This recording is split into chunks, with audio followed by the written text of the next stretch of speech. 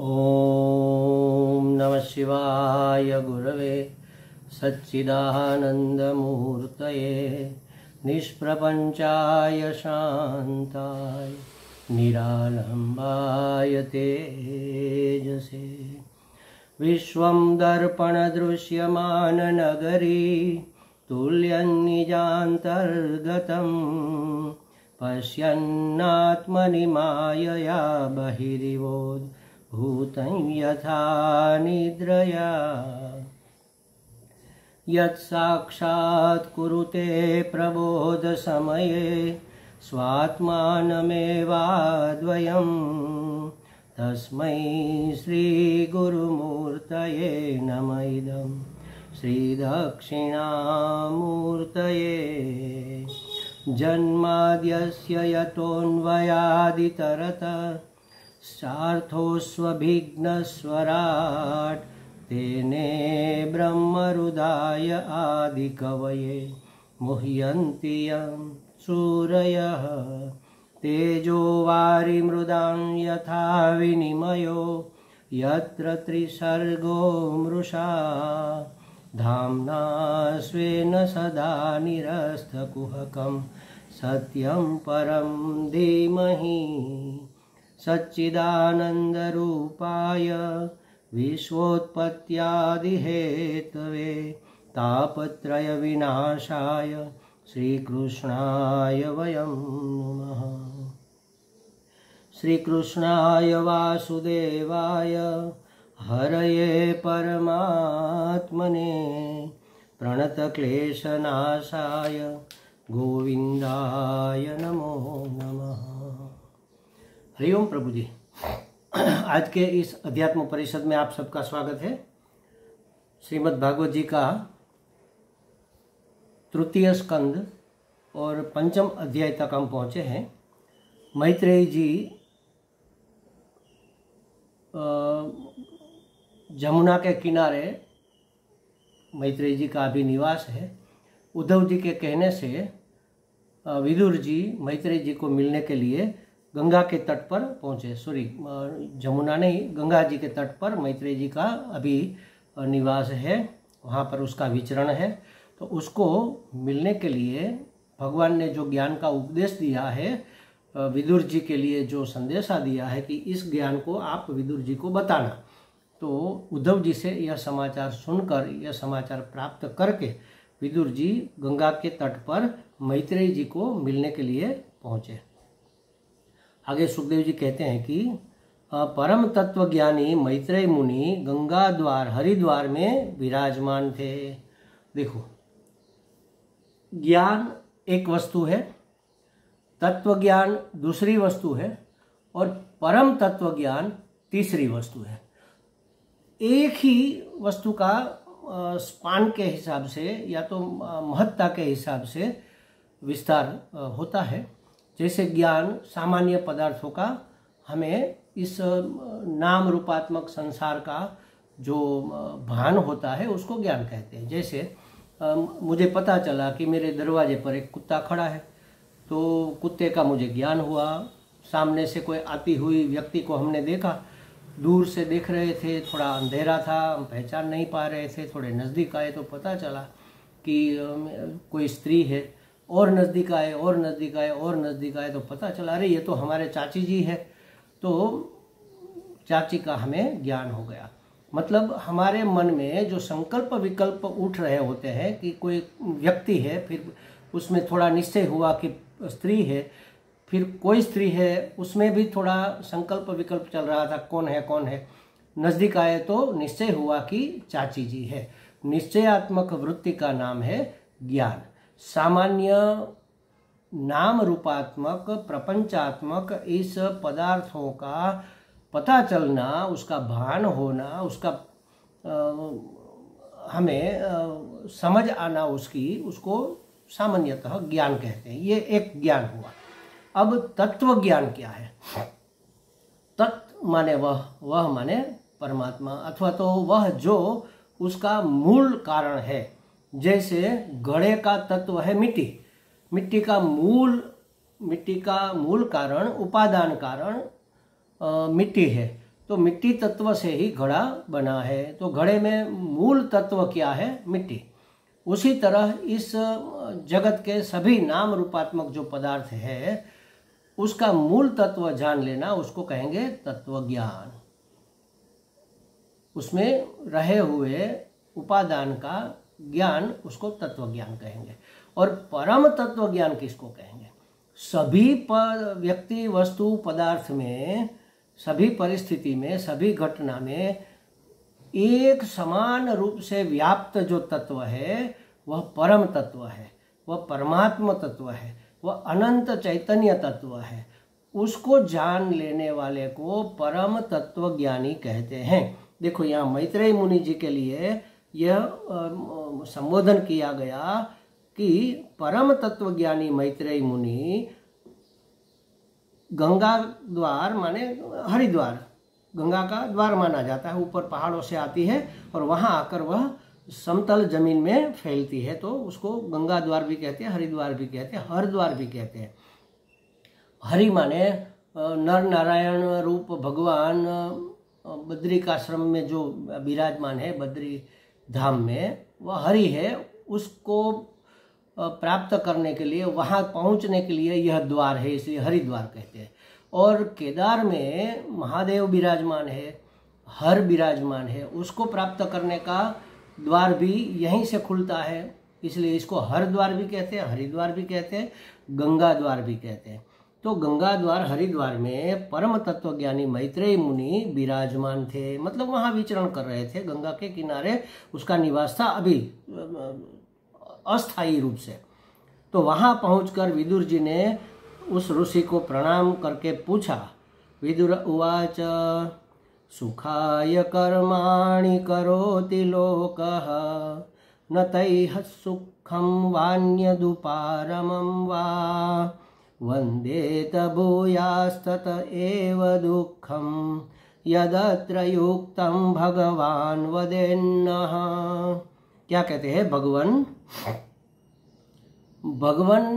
भगवान को ही कहते हैं। भगवान माने जिसको हम ईश्वर मानते हैं वह तो भगवान है। उसमें षड भग होते हैं, ऐश्वर्य, वैराग्य, ज्ञान, ये सब, सामर्थ्य, श्री, ये सब पूर्ण मात्रा में जिसमें होते हैं उसको भगवान कहते हैं।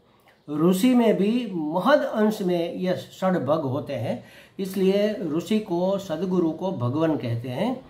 हमारे सदगुरु जो भी है उसमें ये षड ऐश्वर्य अभिव्यक्त होते हैं महद अंश में, संपूर्ण अंश में परमात्मा में। और जिस महात्मा ने ब्रह्मात्मा ऐक्य रूप बोध प्राप्त कर लिया, अपरोक्षानुभूति कर ली है, उसमें भी ये षड भग महद अंश में व्याप्त हो जाते हैं। पूर्ण अंश में भी कह सकते हैं, संपूर्ण अंश में तो भगवान में ही होते हैं। हमारे आप में सबके अंदर ये षड भग तो है ही, लेकिन थोड़ी सी मात्रा में है। ऐश्वर्य भी है, श्री भी है, वैराग्य भी है, सब है हमारे अंदर, थोड़ा बहुत तो है सबके अंदर। लेकिन पूर्ण मात्रा में जब होता है तब उसको भगवान कहते हैं, संपूर्ण मात्रा में होता है तब उसको भगवान कहते हैं। तो यहाँ संबोधन किया है भगवान माने षड ऐश्वर्य आपके अंदर महद अंश में अभिव्यक्त हो रहे हैं संसार में। और प्रश्न पूछते हैं, बहुत सुंदर प्रश्न है। उसने अपने लिए तो पूछा, लेकिन यह प्रश्न जगत हिताय, जगत के कल्याण के लिए भी है। इसलिए इस प्रश्न और इस प्रश्न का उत्तर बहुत हमारे सब, आप सबके लिए बहुत महत्वपूर्ण है। पूछा कि संसार में सब लोग सुख के लिए कर्म करते हैं, परंतु उन कर्मों से न तो सुख मिलता है और न दुख दूर होता है, बल्कि ततः उससे तो दुख की वृद्धि ही होती है। जो प्रयत्न करते हैं दुख मिटाने का, सुख प्राप्ति का, उस प्रयत्न से न तो सुख मिलता है न तो दुख टलता है, उल्टा दुख में बढ़ोतरी होती है। परिश्रम रूपात्मक दुख बढ़ता है, व्यग्रता के रूप में रहा हुआ हमारे अंतःकरण का भाव, वह भी दुख है। तो ये दुख में वृद्धि ही होती है। अतः इस विषय में वह हमें क्या करना उचित है, यत् युक्तम, इस विषय में हमें क्या करना उचित है, यह आप कृपा करके वदेत, कहिए, बताइए। इस विषय में हमें क्या करना चाहिए। हम जो प्रयत्न कर रहे हैं दुख मिटाने का और सुख प्राप्ति का, उससे तो दुख न तो मिटता है न तो सुख की प्राप्ति होती है, उल्टा दुख में बढ़ोतरी होती है। हमारे प्रयत्न के परिश्रम से, हमारी विह्वलता से, हमारी बेचैनी से उल्टा दुख बढ़ता है। तो हमें वास्तव में क्या करना चाहिए, मतलब दुख दूर करने के लिए और सुख की प्राप्ति के लिए हमें क्या करना चाहिए। क्यों ऐसा पूछा? देखो पहले ही कह दिया, सब लोग सुख के लिए कर्म करते हैं। कोई भी कर्म हम जब करते हैं, देखो दो शब्द है, एक है क्रिया, एक है कर्म। क्रिया कुदरत में, प्रकृति में अपने आप होती है, उसका कोई न तो बंधन होता है, उसका न तो हमारे व्यक्तिगत कोई फल होता है, समष्टि के लिए वह क्रियाएं होती रहती है। जैसे बीज बोया, अंकुरित हुआ, पौधा बढ़ा, उसमें पत्ते आए, उसमें फूल आए, उसमें फल आए, फल पककर गिर गए, ये सब क्रियाएं अपने आप होती है। सूर्य उगता है, अस्त होता है, दोपहर होती है, धूप निकलती है, बारिश आती है, ठंड पड़ती है, ये सब। हम भी सोते हैं, अपने आप जाग जाते हैं, खाना भूख लगती है तो खाना खाने के बाद वो खाना पचता है, अपने आप वो क्रिया हो रही है। श्वास हमारी चलती रहती है अपने आप, उसमें हमारा कोई कर्तृत्व नहीं है। लेकिन जब किसी क्रिया के साथ हम अपने अहम को मिलाकर कर्तृत्व मिला देते हैं उसमें कि मैंने किया, तब वह क्रिया कर्म बन जाती है। और कर्म का फल होता है, मतलब कर्म फल हमें बांधता है। हमने जो कर्म किया उसका फल हमें भोगना पड़ेगा। सत्कर्म किया तो सुविधा और सुख के रूप में फल भोगना पड़ेगा, और दुष्ट कर्म किया तो असुविधा और दुख के रूप में हमें उसका फल भोगना पड़ेगा। तो क्रिया बंधन कारक नहीं होती। क्रिया में अहम बुद्धि करके कर्तृत्व भाव को आरोपित करना, यह बंधन है। तो हम क्या करते हैं, सब सुख के लिए कर्म करते हैं। देखो कर्म करते हैं माने मुझे सुख चाहिए और इसके लिए मैं ये करूं। मैं गरीब हूं, दुखी हूं तो मैं धन कमाऊं। मुझे कोई जानता ही नहीं, मुझे कोई पूछता ही नहीं तो मैं कीर्ति कमाऊं। मेरे पास कोई सामर्थ्य नहीं है, कोई शक्ति नहीं है, कोई बल नहीं है, तो मैं कसरत करके अपना बॉडी बनाऊं, अपना शरीर सशक्त बनाऊं, पहलवान बन जाऊं। ये सब जो अपने अंदर हमें कमी महसूस हो रही है, उस कमी को, उस अपूर्णता को पूर्ण करने के लिए हम कर्म करते हैं, क्रिया नहीं करते। क्रिया तो होती है लेकिन उसमें मैं करता हूं यह भाव होता है, कर्म करते हैं। और सभी कर्म किस लिए करते हैं? सुख प्राप्ति के लिए और दुख दूर करने के लिए। कैसा सुख? सुख आए और फिर जाने का नाम न ले, हमारे समग्र जीवन में व्याप्त हो जाए। दिन रात, सुबह शाम, जागते उठते बैठते खाते सोते, सब समय सुख ही सुख व्याप्त रहे, उसको अवाप्ति कहते हैं। सुख की अवाप्ति और दुख की आत्यंतिक निवृत्ति। सिर्फ निवृत्ति नहीं, आत्यंतिक निवृत्ति का मतलब है दुख ऐसे भाग कर जाए, दुम दबा कर भागे कि वापस मुड़ के कभी न आए, उसको कहते हैं आत्यंतिक निवृत्ति। तो हमारी हरेक क्रिया का एक ही, हरेक की, हर व्यक्ति वस्तु, हर व्यक्ति और प्राणी की सभी क्रियाओं का एक ही एजेंडा है, एक ही लक्ष्य है, परम सुख की अवाप्ति और दुख की आत्यंतिक निवृत्ति। परम सुख माने इससे बड़ा कोई सुख नहीं हो सकता। अंतिम सुख, महान सुख, व्याप्त सुख, ओतप्रोत सुख, दिन रात सुख, हर स्थान में, हर समय में, हर वस्तु से हमें सुख ही सुख मिले, ऐसे सुख की प्राप्ति के लिए हम प्रयत्न करते हैं। नहीं मिलता, इसके पीछे अनेक कारण है, वह दूसरी बात है, उसकी भी चर्चा होगी। नहीं मिलता तब तक तो ठीक था, चलो वो भी ठीक नहीं था, लेकिन उल्टा इस कर्म से हमारा दुख बढ़ता है, दुख में बढ़ोतरी होती है। एक हंसी के लिए हमारे गुरुजी कहते थे कि एक दुखी युवक ने सोचा कि मैं बहुत दुखी हूँ, चलो मैं किसी साथी को ढूंढ लेता हूँ जो मेरा दुख बांटेंगे, तो शादी कर लेता हूँ। उधर किसी एक स्त्री ने, एक युवती ने भी सोचा कि अरे ये अकेलेपन का दुख, ये सलामती का दुख, चलो हम शादी कर लेते हैं और कोई हमारा दुख बांटने वाला आ जाएगा तो हमारा दुख कम होगा। अब आप बताओ, एक दुखी दूसरा दुखी दोनों मिलेंगे तो दुख आधा होगा या डबल होगा? एक का दुख था अब दो का दुख हो गया, अब अपनी ही चिंता थी, अब पत्नी की भी चिंता शुरू हो गई। अपना पेट पालना था, अब परिवार का पेट पालना होगा। अपनी सलामती का ख्याल रखना था, अब पूरे परिवार की सलामती का भी ख्याल रखना पड़ेगा। देखो कहाँ सुख बढ़ा। किया था हमने सुख बढ़ाने के लिए, लेकिन बढ़ा क्या? दुख। इसलिए कहते हैं कि सब लोग सुख के लिए कर्म करते तो है, परंतु उन कर्मों से न तो सुख मिलता है और न तो दुख टलता है, बल्कि उस कर्म से दुख में बढ़ोतरी होती है, वृद्धि होती है। तो इस विकट परिस्थिति से बचने के लिए इस समस्या का समाधान क्या है? आप हमें इस विषय में बताइए कि हमें क्या करना उचित है, हमें क्या करना चाहिए। किसके लिए?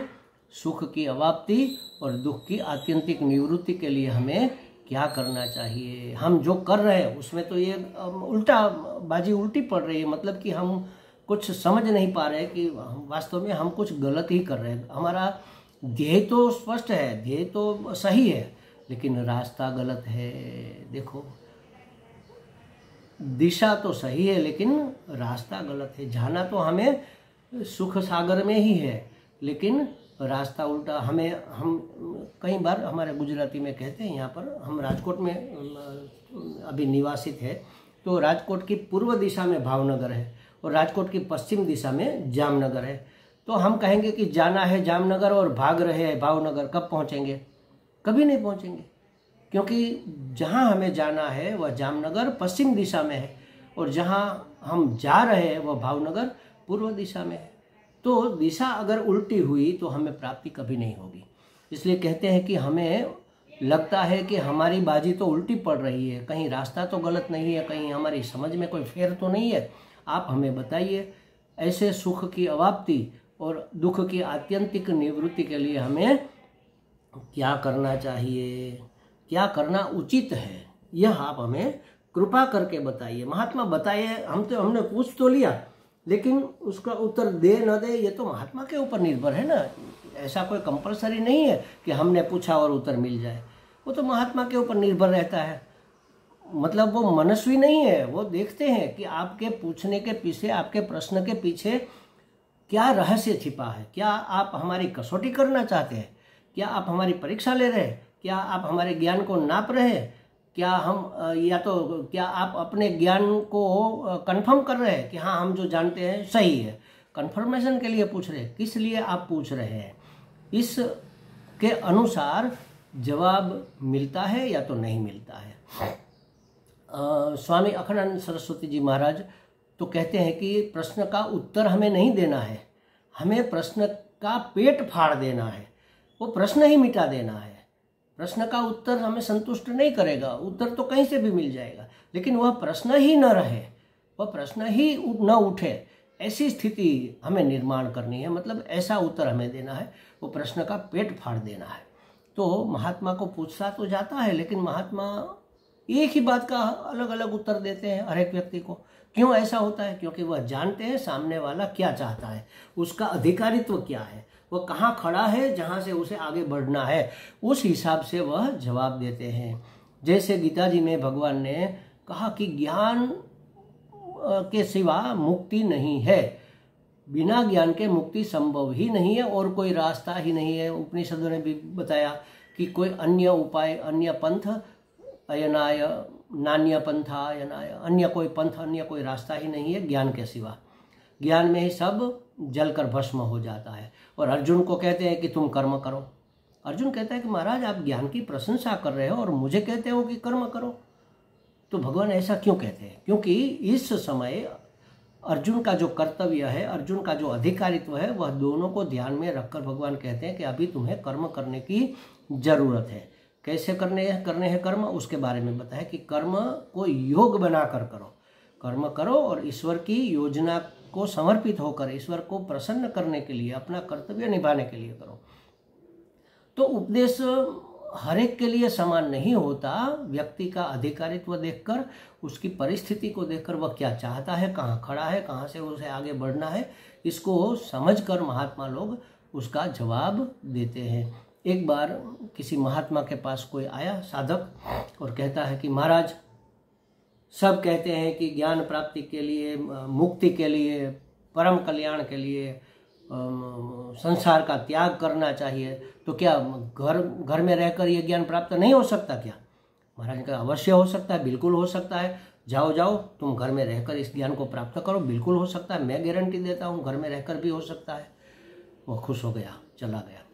थोड़ी देर बाद या तो दूसरे दिन समझ लो, कोई दूसरा साधक आया। उसने कहा कि महाराज इस संसार से मुक्त होने के लिए, परम कल्याण के लिए, मोक्ष के लिए घर छोड़े बिना कैसे होगा? ग्रह त्याग तो करना ही पड़ता है ना, संसार को छोड़े बगैर क्या परम ज्ञान की प्राप्ति होगी? महात्मा ने कहा बिल्कुल नहीं होगी। त्यागे नहीं के अमृतत्व मानसु, कई लोगों ने मात्र त्याग से ही इसको प्राप्त किया है, तो त्याग तो करना ही पड़ेगा। संसार को त्यागो, घर को छोड़ो, वैराग्य अगर व्याप्त हो गया है तो इसी क्षण घर से निकल जाओ।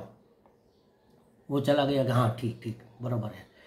अब उसका एक शिष्य ये दोनों बातें सुन रहा था। उसके जाने के बाद पूछा महाराज आपने दोनों को अलग अलग बातें बताई, लक्ष्य तो एक ही है परम ज्ञान की प्राप्ति। एक को कहा घर में रहकर होता है, दूसरे को कहा कि छोड़े बगैर होता नहीं, तो वास्तविकता क्या है? उसने कहा, महात्मा ने कहा कि देखो जो पहला आया था ना, वो निश्चय करके आया था घर में रहकर भी हो सकता है। वो घर छोड़ना चाहता नहीं था, और नहीं चाहता था फिर भी अगर हम उसको घर छुड़ाते तो ये तो दम्भ हो जाएगा ना, मन में वासना रही हुई है और बाहर से आप उसको छोड़ दो, ये तो दम्भ हो जाएगा। गीता जी में भगवान ने कहा है कि विषयों को छोड़कर मन से जो उसका चिंतन करता है वो तो दम्भी है। तो दम्भ से तो कुछ हासिल होने वाला है नहीं।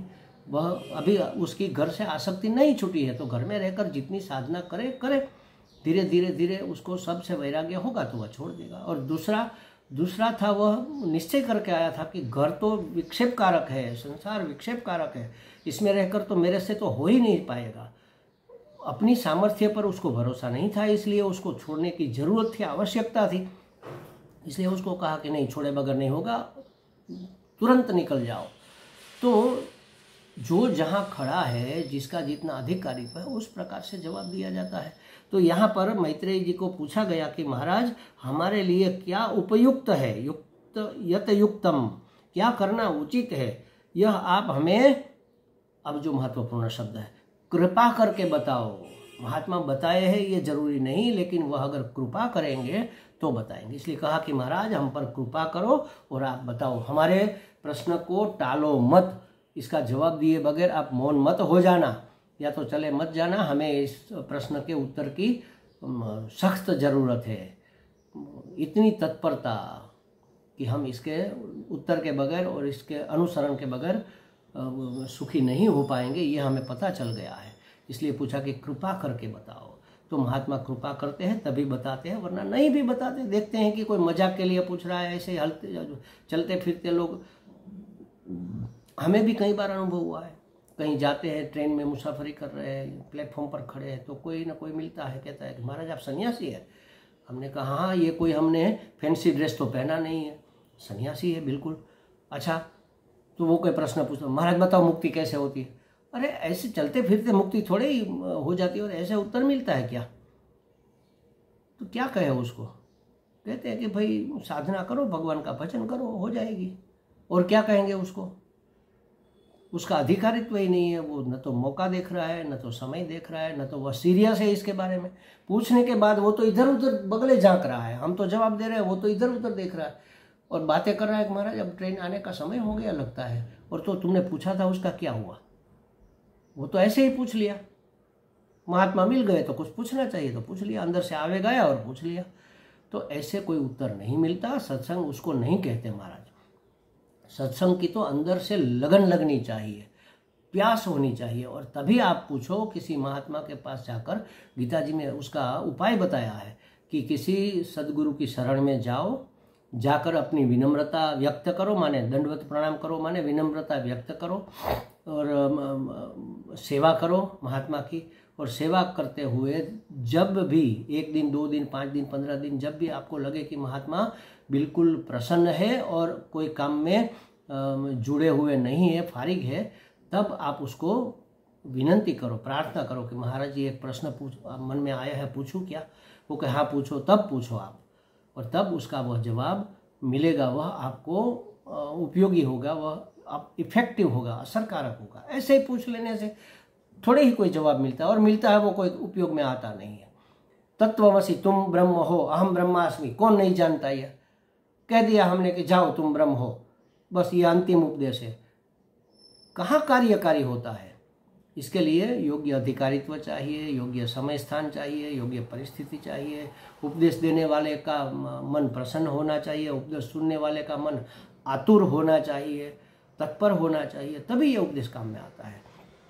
तो यहाँ पर आतुरता भी है, तत्परता भी है, और कृपा की याचना भी है कि महाराज हम पर कृपा करके आप हमें ये बताओ।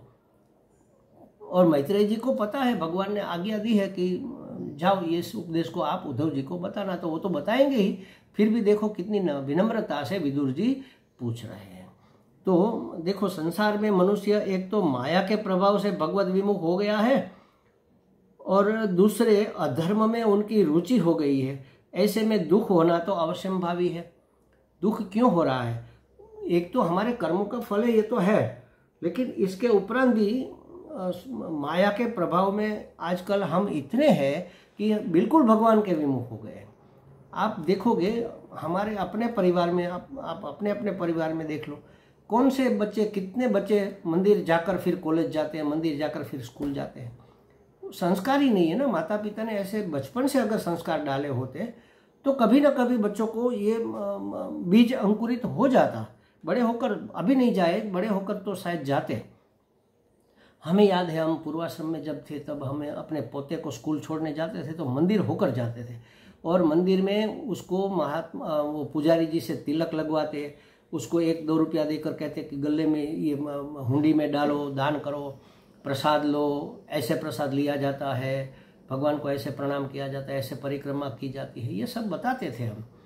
तो उस बच्चों में वो संस्कार के बीज तो हमने डाल दिए, चाहे अब वह जाए न जाए, लेकिन वो बीज कभी न कभी अंकुरित हो जाएगा। तो मनुष्य माया के प्रभाव में भगवत विमुख हो रहा है, भगवान से विमुख हो गया। भगवान की कृपा तो बरस रही है, लेकिन हम अभिमुख कहाँ पर है? हम अभिमुख नहीं है तो फिर उस कृपा का हमें कैसे अनुभव होगा? तो भगवत विमुख हो गया है, इस कारण से भी दुख है। और दूसरा, अधर्म में उसकी रुचि हो गई है। अधर्म में रुचि माने क्या? हमें जो चाहिए वह चाहिए, चाहे धर्म के रास्ते पर मिले चाहे अधर्म के रास्ते। हमें धनवान होना है तो होना है बस। तो धर्म के रास्ते पर अगर नहीं हो पा रहे तो अधर्म के रास्ते पर करप्शन करके, घपला करके, मिलावट करके, संग्रह परिग्रह करके, कुछ भी करके हम धनवान बनना चाहेंगे।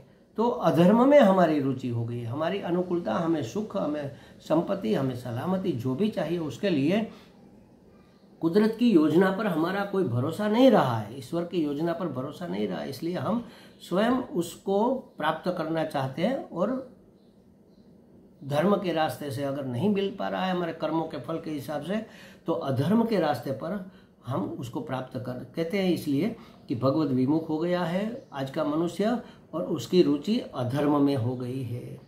ऐसे में दुख तो होना अवश्यंभावी है। अगर अधर्म के रास्ते पर चलेंगे, आग में हाथ डालेंगे और कहेंगे कि हाथ जले भी नहीं, तो ये हो नहीं सकता, ये तो होगा ही, जलेगा ही। तो ऐसे में दुख होना अवश्यंभावी है। अतः दुखजनक कर्मों का परित्याग और ईश्वर की योजना का स्वीकार दुख से बचने का वास्तविक उपाय है। क्या उपाय है? कि दुखजनक जो कर्म है उसका परित्याग, अधर्म के रास्ते पर चलना छोड़ दो, और दूसरा, जो परिस्थिति परमात्मा ने हमारे लिए पैदा की है उस परमात्मा की योजना का सहर्ष प्रसन्नता पूर्वक स्वीकार। ईश्वर ने एक पूरी योजना बनाई है, उसी योजना के अनुसार हमें जन्म मिला है। इसी परिवार में क्यों जन्म मिला, इसी परिस्थिति में क्यों जन्म मिला, ऐसे संस्कार हमें मिले, ये क्यों आवश्यक था? क्योंकि परमात्मा हमें अपने कर्मों के बंधन का फल भुगतवा कर मुक्त करना चाहते हैं, परम में प्रतिष्ठित करना चाहते हैं। तो उसने पूरे संसार के लिए एक योजना बना दी है। हमारे गुरुजी तो कहते हैं कि देखो आज 6 तारीख है, शायद 6 तारीख को इस रूम के, इस कमरे के इस कोने में एक मकड़ी आएगी, वह जाला बुनेगी, आधे घंटे तक जाला बुनेगी, आधे घंटे के बाद एक मक्खी उसमें फंसेगी, और उस मक्खी को मकड़ी खाएगी, चूसेगी, उसका ब्रेकफास्ट करेगी। यह योजना जब सृष्टि का सर्जन हुआ, सबसे पहले इस सृष्टि का जब सर्जन हुआ, तब से यह योजना स्थान, समय, पल विपल कंप्लीटली तय था। भगवान ने इस योजना के अनुसार यह सब बनाया हुआ था। तो महाराज परमात्मा की योजना तो सबका कल्याण करने की है और उसके हिसाब से उसने सब कुछ बनाया है। तो हमें कैसे जीवन जीना चाहिए इसका मेनू भी दिया वेदों में कि ये करो ये ना करो। तो वेद भगवान की इच्छा है, भगवान की इच्छा के अनुसार हमें अपना जीवन जीना चाहिए और परमात्मा की योजना का स्वीकार करना चाहिए। वेद के अनुसार जीवन जीना माने दुखजनक कर्मों का त्याग और धर्म पूर्वक अपना जीवन यापन करना तथा ईश्वर की योजना का स्वीकार करके चलना। जो है, जहाँ है, जैसा भी है, योग्य है, क्योंकि ईश्वर की योजना है। ईश्वर स्वयं इस रूप में बना हुआ है, अयोग्य कैसे हो सकता है। तो हमें संतोष भी रहेगा, शांति भी रहेगी, दुख में भी हम दुखी नहीं होंगे। देखो महाराज, दुख हमारे लिए समस्या नहीं है, दुख आकर हमें दुखी करता है, यह समस्या है। दुख आए लेकिन हम दुखी न हो तो कोई हरकत नहीं है, आए जैसे आएगा वैसे चला जाएगा। और ऐसा कब होगा? जब हम ईश्वर की योजना का स्वीकार करेंगे तब। ईश्वर की योजना का स्वीकार करना माने जब जहाँ जो जैसा है या हो रहा है योग्य है, क्योंकि ईश्वर की इच्छा के बगैर पत्ता भी नहीं हिलता, उसकी योजना के अनुसार सब चलता है। मैंने कहा ना कि सृष्टि के पूर्व में जब सृष्टि का सर्जन हुआ तभी तय हो गया था कि इस कमरे के इस कोने में इस मकड़ी को कौन सा नाश्ता मिलने वाला है, कौन सा भोजन मिलने वाला है, कौन सा कीड़ा वहाँ पर जाएगा और उसका भोजन बनेगा, कौन सा कीड़ा वहाँ जाएगा और अपने जीवन को समाप्त करके इस योनि से मुक्त हो जाएगा। यह सब परमात्मा की योजना है महाराज। कर्म तो हमें करना है, मनुष्य योनि मिली है तो कर्म करने का हमें अधिकार है। तो इसलिए सत्कर्म करना, दुष्कर्म नहीं करना, ऐसा मेन्यू हमें वेद के रूप में, परमात्मा की इच्छा के रूप में हमें मिला हुआ है। उसके अनुसार अगर जीवन जिएंगे तो यही इससे बचने का, इस परिस्थिति जो विदुर जी ने पूछा उससे बचने का यही उपाय है।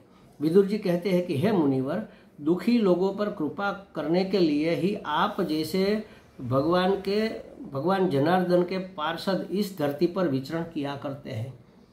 देखो, प्रार्थना कर रहे हैं ना, कृपा करो, फिर प्रार्थना भी कर रहे हैं कि आप मुनि के वर, मुनि वर श्रेष्ठ मुनि है। मुनि माने मननशील मुनि ही, जो मनन करते हैं परमात्मा तत्व का, सतत मनन करते रहते हैं मौन रहकर, उसको मुनि कहते हैं। तो आप मुनियों में भी श्रेष्ठ है मुनिवर। दुखी लोगों पर कृपा करने के लिए ही आप जैसे भगवान जनार्दन के पार्षद, पार्षद माने उसके सेवक, उसके दूत समझ लो, इस धरती पर विचरण किया करते हैं और दुखी लोगों को सांत्वना और उपदेश दिया करते हैं। आप कृपा करके बताइए कि वह कौन सा मार्ग है जिससे हृदय भक्तिपूत हो जाए, भक्ति से तरबतर हो जाए, भगवान की भक्ति से तर। अभी तो हम संसार के अभिमुख है, तो ऐसा उपाय बताइए कि जिससे हम परमात्मा के, भगवान के अभिमुख हो जाए, हमारा हृदय भक्तिपूत हो जाए, भक्ति से पवित्र हो जाए और श्री भगवान उसमें प्रविष्ट होकर अपने अपरोक्ष अनुभव कराने वाला ज्ञान प्रदान करे। गीता जी में भी कहा है ना, भगवान ने स्वयं कहा कि मैं अपने भक्तों के हृदय में प्रवेश करके वहाँ ज्ञान प्रदीप जलाकर उसके अज्ञान का अंधकार मिटाता हूँ। तो भगवान हमें ऐसा उपाय बताइए जिससे हमारा हृदय भक्तिपूत हो जाए, भक्ति से युक्त होकर पवित्र हो जाए, तब जाके उसमें परमात्मा आएंगे और परमात्मा आकर उसमें बसेंगे और हमें अपरोक्ष अनुभव कराने वाला ज्ञान प्रदीप हमारे अंतःकरण में जलाए। ऐसा उपाय आप हमें बताइए। क्यों बताइए भाई? क्योंकि आप इस संसार के दुखी जनों का दुख दूर करने के लिए भगवान के दूत इस धरती पर आकर विचरण करते हैं। भगवान के प्रतिनिधि है आप। भगवान ने आपको भेजा है कि जाओ संसार के बेवकूफ़ लोगों को समझाओ, उसके दुख को दूर करो। बेवकूफ़ इसलिए कि क्योंकि वह अज्ञानी, अज्ञान का नाम ही बेवकूफ़ी है। तो उसकी बेवकूफ़ी को दूर करो, उसके अज्ञान को दूर करो। अपनी बेवकूफ़ी के कारण दुखी हो रहे हैं, दुखी होने का कोई और उपाय है ही नहीं। इस संसार में दुखी होने का अन्य कोई हेतु, अन्य कोई कारण नहीं है सिवाय अपनी बेवकूफ़ी। माने अपना अज्ञान। अज्ञान माने ज्ञान नहीं, ऐसी बात नहीं है। अज्ञान माने ज्ञान जो वास्तविकता है उसका ज्ञान नहीं है, और जो वास्तविक नहीं है वैसा विपरीत ज्ञान है। तो इसको कहेंगे वेदांत की भाषा में अज्ञान। अज्ञान माने जानकारी भी नहीं है, और जो जानकारी हो रही है वह विपरीत हो रही है, उल्टी हो रही है। पड़ा है रज्जू का टुकड़ा और हम मान रहे कि सांप है, तो इसलिए हमारे सांस फूल रही है, हमारे पाँव धूज रहे, हम कंपित हो रहे हैं, हम कंपी हो रही है शरीर में, पसीना पसीना हो रहे हैं, हमारी सांस फूल रही है, हमारे रोंगटे खड़े हो रहे हैं, हम पलायन कर रहे हैं क्योंकि सांप है। वास्तव में सांप तो है ही नहीं। तो रज्जू का अज्ञान और विपरीत वस्तु सांप का हमें भान हो रहा है, इसी का नाम वेदांत में अज्ञान है। अज्ञान के कारण, अपनी बेवकूफ़ी के कारण, इसको एक शब्द में अखंडानंद जी महाराज बेवकूफ़ी कहते हैं। हमारी बेवकूफ़ी के कारण हम जब दुखी हो रहे हैं तो उसके दुख को दूर करने के लिए भगवान जनार्दन ने आपको इस धरती पर दूत के रूप में भेजा है, प्रतिनिधि के रूप में भेजा। आप हमें तत्वाधिगम सहित पुराण ज्ञान प्रदान करने की कृपा कीजिए। तत्व को हम प्राप्त हो सके, तत्व को हम जान सके, इस तरह से पुराणों का हमें ज्ञान दीजिए। पुराण ज्ञान इसलिए मांगा क्योंकि पुराणों में जो ज्ञान है वो समझने में थोड़ा सरल है, और वेद उपनिषद में जो ज्ञान है वह समझने में थोड़ा कठिन है। उपनिषद के ऊपर श्री भगवत्पाद शंकराचार्य जी महाराज ने भाष्य लिखे हैं, उस भाष्य को भी हम समझ नहीं पा रहे हैं। उसके ऊपर आनंद गिरी इत्यादि महात्माओं ने टीकाएं लिखी है, उस टीका के आधार पर भी बहुत कम समझ में आता है। लेकिन उस भाष्य और टीका को आधार बनाकर जब हमारे गुरुजी हमें समझाते हैं, उसका विवेचन करते हैं, तब बातें थोड़ी बहुत हमारे दिमाग में घुसती है। तो ये तो कठिन विषय है उपनिषद, और उपनिषद का ज्ञान थोड़ा आसान कहानियों के रूप में गढ़कर जो हमें ज्ञान प्रदान किया जाता है, वही ज्ञान, उपनिषद वाला ही ज्ञान कहानियों के रूप में गढ़कर हमें सिलसिलावार सुनाया जाता है, वह है पुराण। तो पुराण ज्ञान हमें दीजिए ताकि हम तत्वाधिगम हो सके, तत्व के अधिगम हो सके, तत्व को प्राप्त कर सके, समझ लो, तत्व को समझ सके, ऐसा पुराण का ज्ञान हमें प्रदान कीजिए। श्री भगवान अवतार लेकर क्या क्या लीलाएं करते हैं, यह सब पुराणों में आता है। उस लीलाओं का चिंतन करने से हमारा अंतःकरण शुद्ध होता है। उतने समय तक हमारा मन आनंदित रहता है, और आनंदित मन में दुख निवास नहीं करता। भगवान के प्रति अनुराग अगर हो जाएगा तो संसार के प्रति विराग होना अवश्यंभावी है। तो अपना संसार के प्रति जो हम अभिमुख है, हमारी अभिमुखता ईश्वर के प्रति हो जाएगी। तो इसलिए पूछा कि भगवान ने अवतार लेकर क्या क्या लीलाएं की, वृत्ति शून्य होकर की योग माया के आश्रय से कैसे भगवान शयन करते हैं।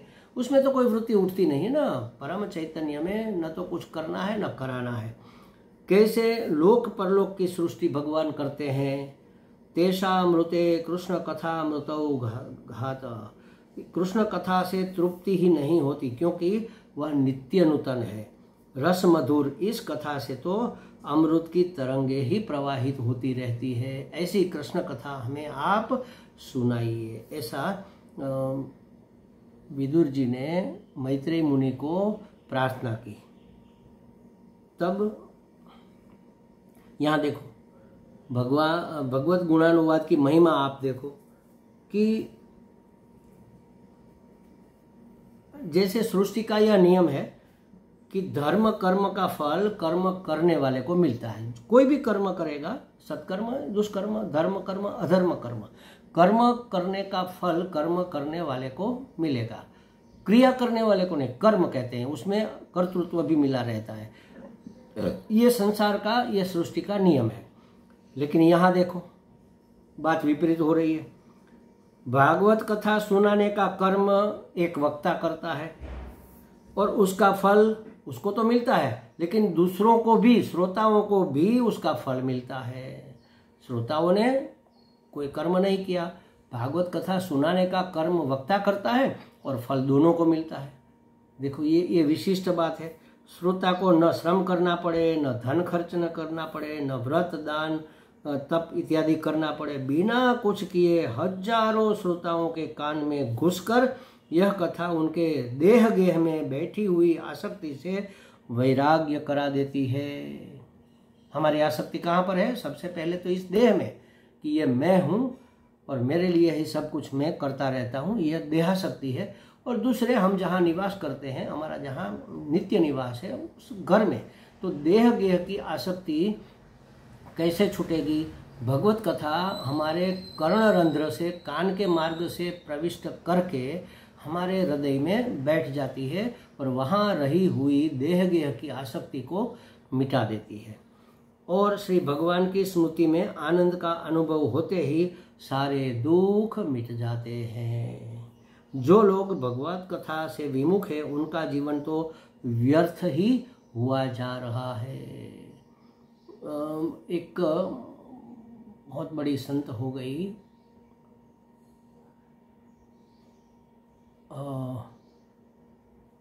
उसका कहना यह था, माँ आनंदमयी माँ, कि भगवत कथा कथा बाकी सब व्यर्थ व्यथा। अगर कथा चर्चा करनी है तो भगवान की चर्चा करो, भगवान की कथा करो। संसार की कथा तो व्यर्थ व्यथा पैदा करने वाली है।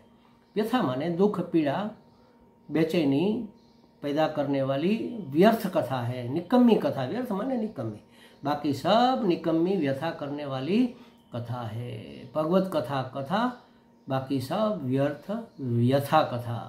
सब व्यर्थ है, व्यथा उत्पन्न करने वाली कथा है। तो जो भगवत कथा में अभिरुचि नहीं रखते उसका जीवन तो समझो कि व्यर्थ ही हुआ जा रहा है, क्योंकि ये व्यर्थ व्यथा पैदा करने वाली। भगवान की चर्चा नहीं करेंगे तो किसकी करेंगे? संसार की करेंगे। भगवान के प्रति अनुराग नहीं होगा तो किसके प्रति होगा? संसार के प्रति राग होगा। तो संसार के विषयों की वासना से छूटने के लिए, संसार के राग से मुक्त होने के लिए भगवत अनुराग जगाना पड़ेगा, तब जाकर हमारा संसार के प्रति विराग होगा। संसार की अभिमुखता भगवत अभिमुखता के रूप में परिणत होगी और तब हमारे सभी दुख मिटकर आनंद की प्राप्ति हो जाएगी। आगे सिलसिलावार ये कहानी मैत्रेयी जी विदुर जी को सुनाते हैं, इसकी चर्चा हम कल करेंगे। ओम पूर्णमदः पूर्णमिदं पूर्णात् पूर्णमुदच्यते पूर्णस्य पूर्णमादाय पूर्णमेवावशिष्यते। ओम शांति शांति शांति। हरि ओम। श्री गुरुभ्यो नमः। हरि ओम।